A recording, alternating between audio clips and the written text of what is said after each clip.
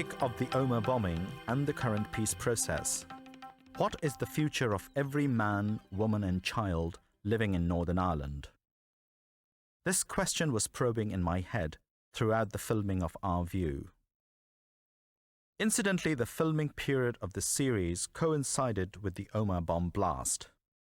The crew and I decided to dedicate the series to the dead and injured victims of this gruesome tragedy, which killed 28 people, injured hundreds, and destroyed millions of pounds worth of property. In numerical terms, this was the worst atrocity of all committed in the recent history of Northern Ireland. The real IRA, Oglen Heron, the splinter group from the main IRA, claims the responsibility for this appalling act. Life will never be the same for the people who lost their loved ones and those injured in this bombing. In my view, the psychological scars on the minds of people of Omagh will take years to heal, if not decades. I came here to focus on the living realities of the Asian minority and the international communities spread throughout Northern Ireland. I discovered that there are over 20,000 ethnic minorities here. They all have different and rather interesting experiences of surviving the painful reality of living and working in this part of the world.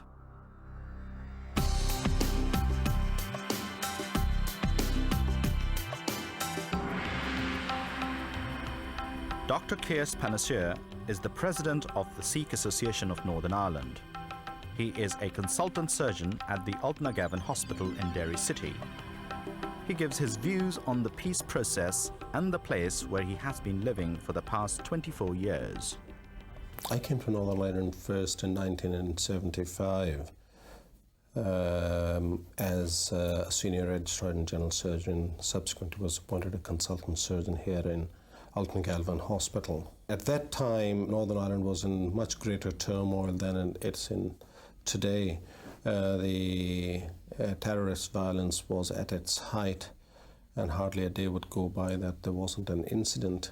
So it was quite a strange experience coming to Northern Ireland at that stage.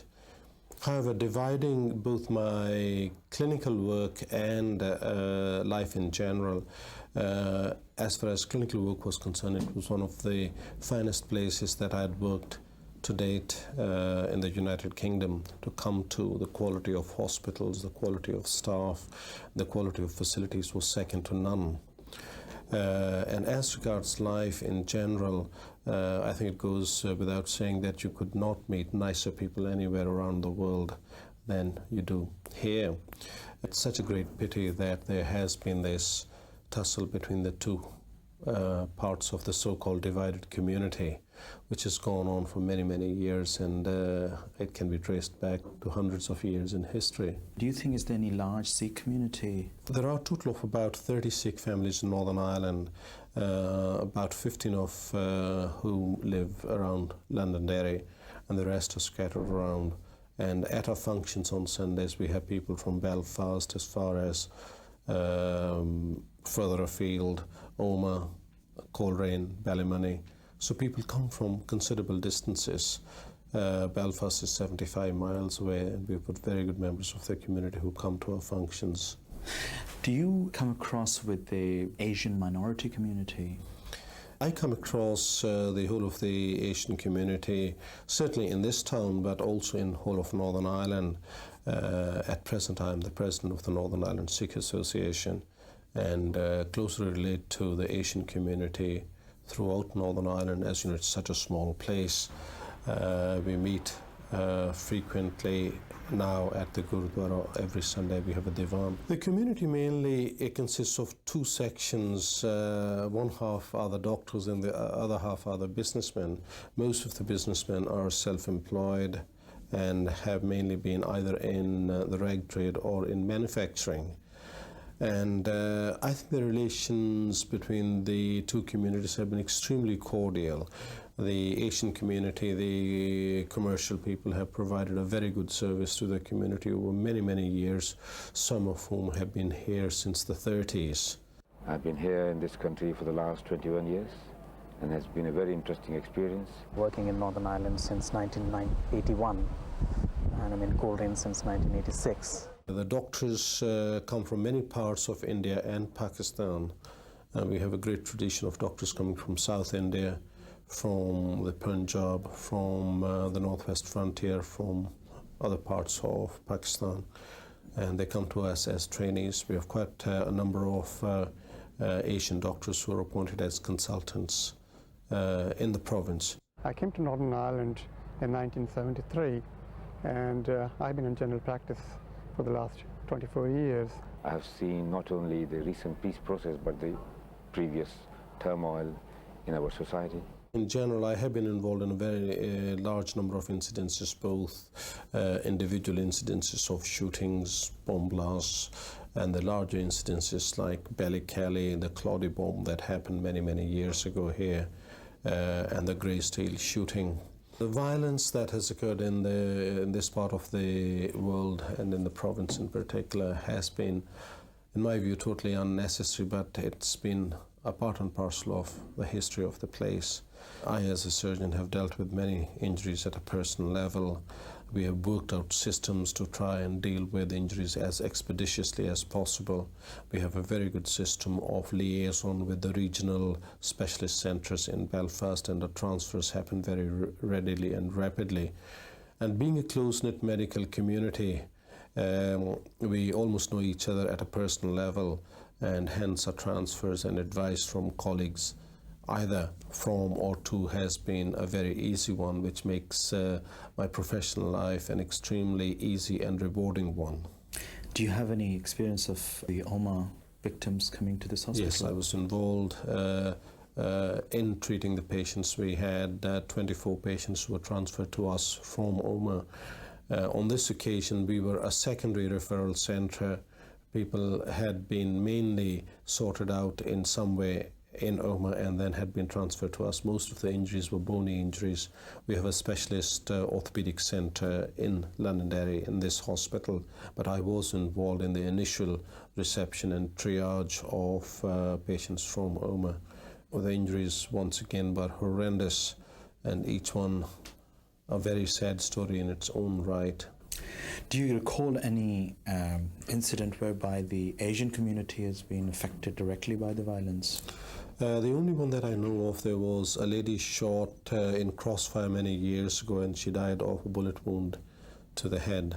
Other than that, I think no one else has been involved.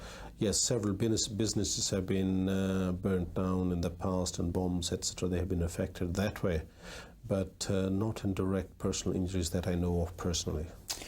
And finally, Doctor, what's your thought on the development which is taking place at the moment in Northern Ireland? Are you optimistic for the future?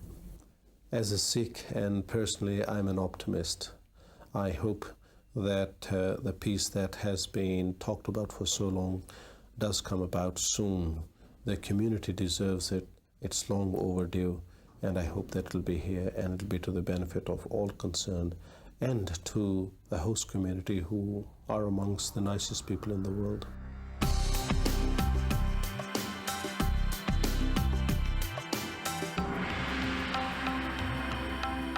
Feeching Leong is a Malaysian Chinese who has studied, worked and lived in Belfast for almost 23 years. She is now a race relation consultant and trains people from RUC members to voluntary workers in anti-racism. I'm now working as a consultant trainer on race relations, although I have been employed in this field and working in this field for over 10 years now. When you finish your formal qualification, what did you do after that?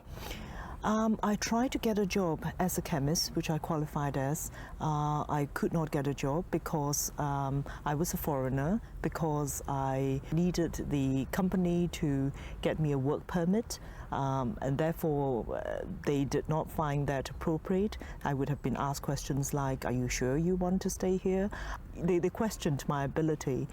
So I ended up, did research for a couple of years in the university, and before I decided that I had enough of chemistry, I'd like to do something else. So what exactly is a race relation work you've been doing there?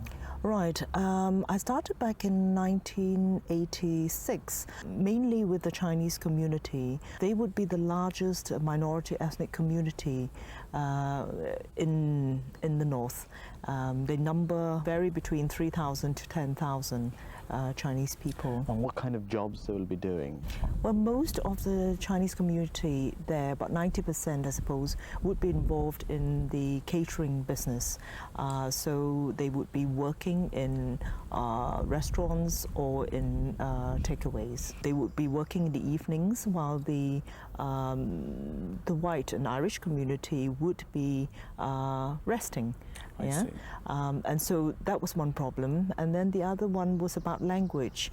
Many of the Chinese people who were involved in the catering business would not be able to converse very well in English, if at all. Then I moved on then to trying to look at starting a multicultural resource centre. I feel that the public in Northern Ireland need to acknowledge that the society was slowly becoming multicultural, not obviously so. There was about maybe 1-2% of people from different communities, and that's where we started to look then as part of a steering group at how we could set up and pilot a multicultural resource centre. And I was then appointed as coordinator as well. So what sort of institution is it? Well, it started off very much as an organisation providing resources, because there was nothing to instruct the general public about where we're coming from, about our cultures, our traditions, perhaps about the racism that we do experience and the difficulties that we have. The racism, I think, in many ways in Northern Ireland, that's what it is about. It's institutionalised. It's about denying the fact that people have rights there and that we are not second-class citizens.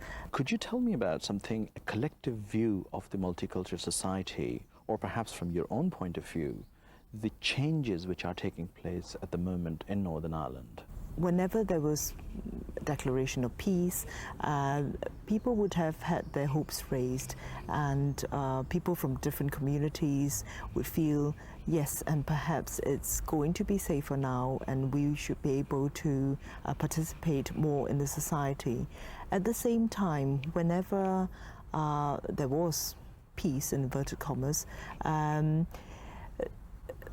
there were more racial attacks as well. I mean, I would have had friends who would have been attacked by their colleagues, for example, at work, or they would have been attacked on the street. They would have their homes, would have had, their windows broken. And there have also been cases where there have been various robberies targeting Chinese families. Do you think there will be a cooperation between the multicultural society here in the Northern Ireland and down in the Southern Ireland? Yes, I mean, in terms of the Multicultural Resource Centre anyway, and in my work, I certainly have been trying to make contacts with a lot of the organisations in the South. And in that capacity, there has not been very much success. I feel that there would need to be coordination of efforts down in the South as there has been in the North, because even without race legislation, and we didn't have that until last year, we have been able to progress the issue of ensuring, of educating that people know about the emerging multicultural society, about the racism that is encountered by the many communities. I would like to stress that really there needs to be a very strategic move towards coordination of all the different organizations, so that whatever each organization does, it not only causes a little ripple in the water, but it actually ensures that the effect is more dramatic than that.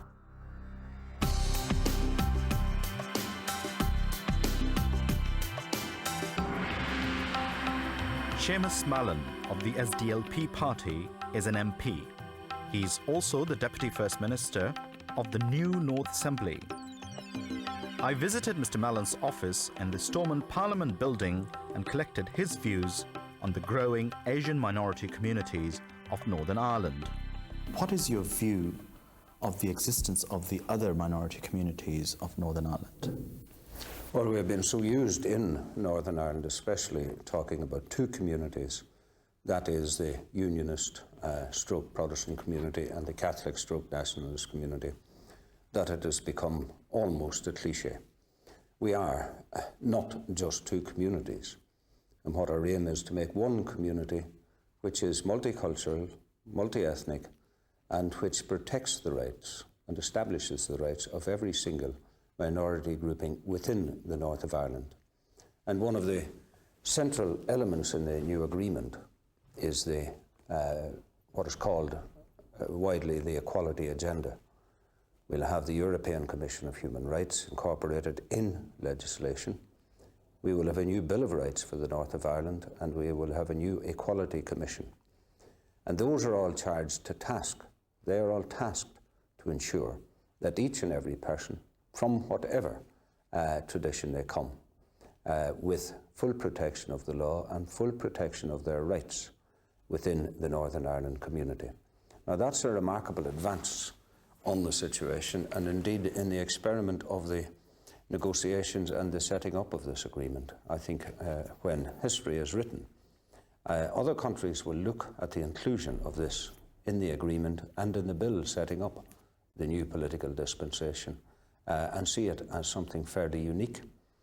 Unique in that we have taken the opportunity of doing it to ensure that each person who lives in the north of Ireland, whatever the tradition it may be, whatever race it may be, whatever gender it may be, that all of those people are protected within and under the law and by a law which is there to serve them and not to serve the government of Northern Ireland.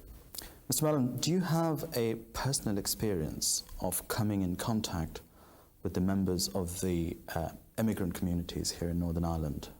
I've had many experiences, especially of people who have come to work here. Many of those were people who are doing very valuable work within the medical community here. And while it wouldn't be of the same volume as MPs would have in parts of Britain, it was certainly enough to establish the fact that there needed to be and had to be a new look at this, because those who are making that type of valuable service as they have been doing, we want to keep them here. We want them to be part of the community, and we also want them to play as full a role as all of the rest of us in what I hope is a new Northern Ireland, which is absolutely multiracial and tolerant of every point of view. Now, we above all people should realise the difficulties that immigrants have in those circumstances. We know historically the difficulties they had and they had to deal with. So we should be even more resolved to ensure that those who come to our country are made welcome, that they have a role to play, that they have a place as of right within our country, and that we welcome their inclusion in our cultural life, political life, economic life, and above all in the social life of our country. And of course, in this new and developing peace process environment, do you think that Asian minority communities can play a vital role in a broader sense? I think they have played a wider role in the broadest sense. If we look back historically, one of the single greatest influences on the present history of Ireland was Mahatma Gandhi. Gandhi's inspiration actually in relation to non-violence and the way in which he was able to hold to non-violence during a very turbulent period was something which underlay the civil rights movement here. That was replicated by the position of Martin Luther King in the United States. So there, from those two men, from different races, sure. The small country like Ireland was able to take inspiration and example. And it is that which I believe that creates a bond between Ireland and the Asian community, in the sense that we've had to grapple with the same type of problems. Sure. We've had the same type of choices as to how to solve them. And the Gandhi example, of course, was that there is only one way in which you solve these problems, and that is through the peaceful democratic means. And that's something which has lasted, and I believe is replicated in the agreement that we have signed. As the Deputy First Minister of newly established Northern Ireland Assembly, what is your opinion on the development of the multicultural societies in Northern Ireland? Multicultural in the widest sense, I believe there's a remarkable role within the whole question of the development of our culture and the contribution to it. We are fairly unique insofar as in Northern Ireland we can draw on two traditions. We can draw on the Irish Celtic tradition culturally and on the British tradition as well, because we are multinational in that sense. But that's not enough, because that can be stultifying. And we have now the inclusion of other ethnic groupings. Chinese, there are somewhere in the region of 5,000, I believe, living in the north of Ireland. Somewhere about 2,000 from the Asian community living here and working here. We have also got the development of inward investment. And with inward investment come people from different countries. First Minister and I had the pleasure of meeting the Japanese ambassador here. We look forward to increasing that type of relationship, so that what we are very much open to is the creation of a new society here, having the diversity within it, which will provide a creativity not just in terms of economic development, but in terms of its cultural life, and above all in terms of its social life, which will actually teach us all and encourage us all in the very simple task of how we live together with that diversity, rather than tearing each other apart because of the diversity. Mr. Mellon, within the broad spectrum of cross-border agreement initiative, how could you encourage the notion of multicultural Ireland? Well, essentially, in structural terms, we are charged with setting up a consultative forum in Northern Ireland. That's part of the agreement. We would hope to have that up and running by early in the new year. Now, that is also going to be replicated by a consultative forum for the whole of the island. That is also in the agreement. And then we can have the involvement of people, because I would see that consultative forum as involving all sections of the community, not just the two traditions, as we wrongly call them, but all traditions within Ireland, so that we can create a motive force within that of one set of traditions working on the other, stimulating the other, being able to work together in terms of new dimensions that we may not be able to legislate for. And it is how those things will operate, first of all within Northern Ireland, and then between, on the basis of a consultative forum for the whole of the island, that we can develop that. So we have a vast canvas on which to put the oil paints, sure. And we must make sure we get them right.